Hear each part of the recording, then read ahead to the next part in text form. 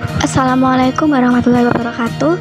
Perkenalkan, nama saya Vivi Wulandari, NIM 1912005. Halo, perkenalkan nama saya Dinda Rahma Anissa, NIM 1912008. Perkenalkan, nama saya Ulan Apriani dengan NIM 1911018. Perkenalkan, nama saya Salsabila Ramadhani, NIM 1911026. Perkenalkan, nama saya Hildan Ahmad, nomor NIM 1911036.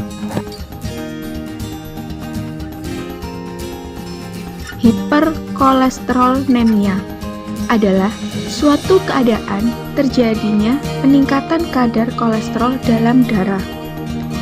Kolesterol merupakan zat vital dalam tubuh dan kolesterol bukanlah zat esensial karena bisa diproduksi oleh tubuh, sehingga tidak perlu diasup dari makanan secara berlebihan agar kolesterol dalam tubuh tetap stabil.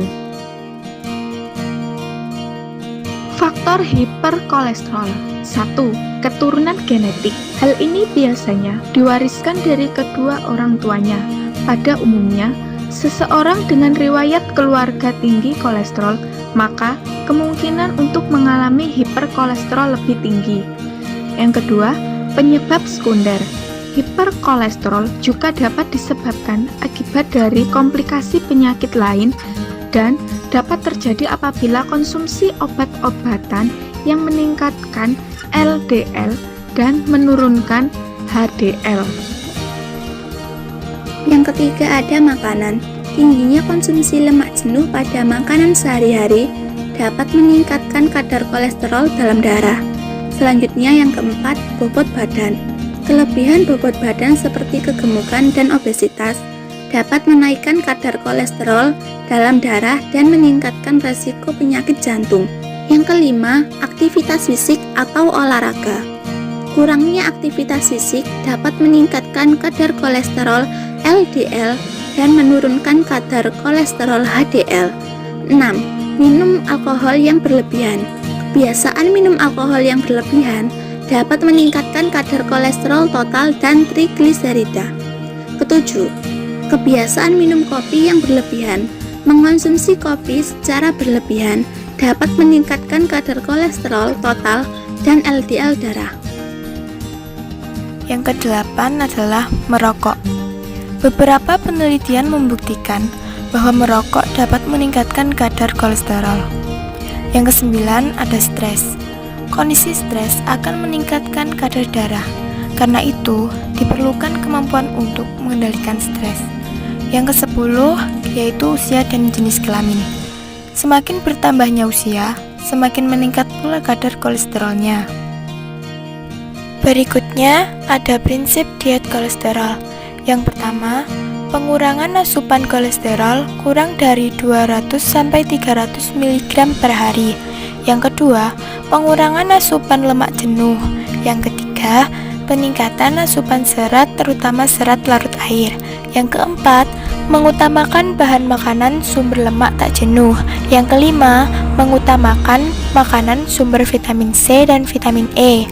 Yang keenam, mengutamakan bahan makanan mengandung flavonoid.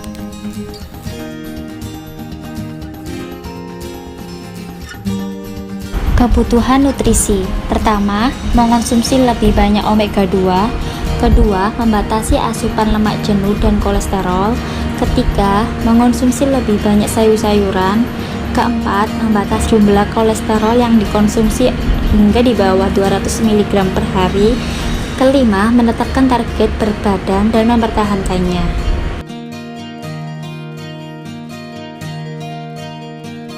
Makanan yang mengandung kolesterol tinggi. Yang pertama, otak, mengandung 2054 mg. Kedua, kuning telur mengandung 1326 mg. Ketiga, hati sapi mengandung 389 mg. Keempat, mentega mengandung 207 mg. Kelima, susu full cream mengandung 98 mg. Keenam, daging sapi mengandung 75 mg.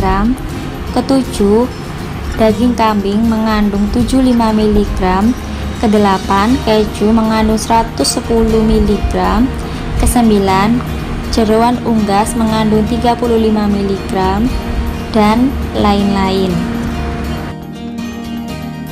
Diet untuk penderita kolesterol. Pertama, diet berdasarkan AHA. Diet ini bertujuan untuk memperbaiki profil lemak darah. Diet AHA dibagi menjadi 2 tingkat.